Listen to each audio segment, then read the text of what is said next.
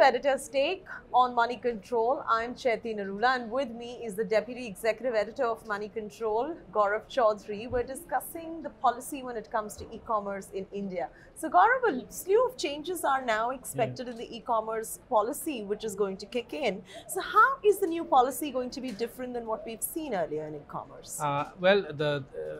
This is going to probably the final policy. We had seen a draft that the government had put out sometime in July, August, and it faced a lot of pushback because the feedback was critical.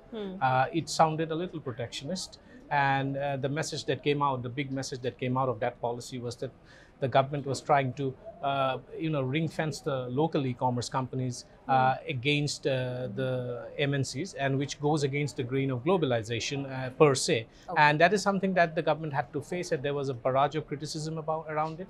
But also there were contentious issues on when the government wanted to tell e-commerce companies that all data regarding Indian shoppers needs to be stored in India as well, which we popularly know as data localization. That also created a lot of problem.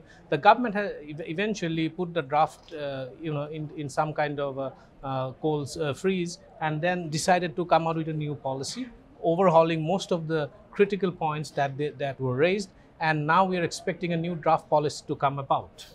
Right. So does this new draft policy that you're talking about make it a little more protectionistic in terms of the incumbents, or is it far more open than before? Yeah, so it's a little more flexible than what it was before, as we had seen in the draft, and we expect the protectionism, as it were, to come only for the manufacturers and not for the e-commerce players. And as we know, the Indian e-commerce sector is governed by something called the online marketplace model. These are aggregators, so they don't sell their own products, but they aggregate sellers and buyers, and vendors sell to buyers eventually on these marketplaces. But what we know from our sources in the government is that the policy is likely going to be encouraging for those e-commerce companies which actually push products that are locally manufactured in India. This might still be global brands, but if these products are produced in India, that would get some incentives could come for them. Likewise, we also expect something to come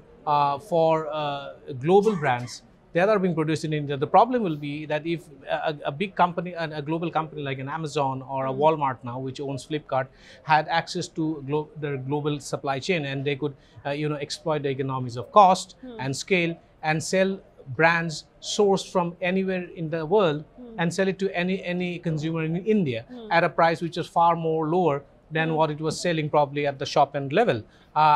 If this policy comes true, which encourages only locally manufactured goods to be sold on e-commerce platforms in India, it's going to be interesting to see how an Amazon would react to that. Well, that's very, very interesting. But what happens then to the contentious issue of data localization that we've been speaking about? So that is something that needs to be watched. We do not know yet whether the government is going to completely abandon the proposal to force e-commerce companies, especially the global e-commerce companies, to store data of Indian shoppers in local servers in India. India is in the middle of discussing and debating data privacy law, which is a very hot topic in India. And we have seen that RBI has asked all financial services companies to store data locally. That has also become controversial, and it's not been accepted universally as yet. And there has been a lot of pushback on that front as well.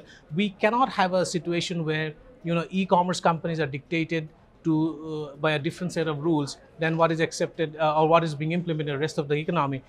These e-commerce companies, if data localization actually is brought about in the for e-commerce companies, they have to be in consonance with what is being practiced in the financial services sector as well. That is something that is going to be very interesting to see, and I expect some degree of controversy to happen there. Oh, that's very interesting. So we're going to wait and watch to see how this new draft policy really comes about and whether or not that controversy sets in or not. But for now, that's a wrap on Editor's Take with, of course, Gaurav Chaudhary. This is Chaiti Narula signing off. Thanks for tuning into Money Control.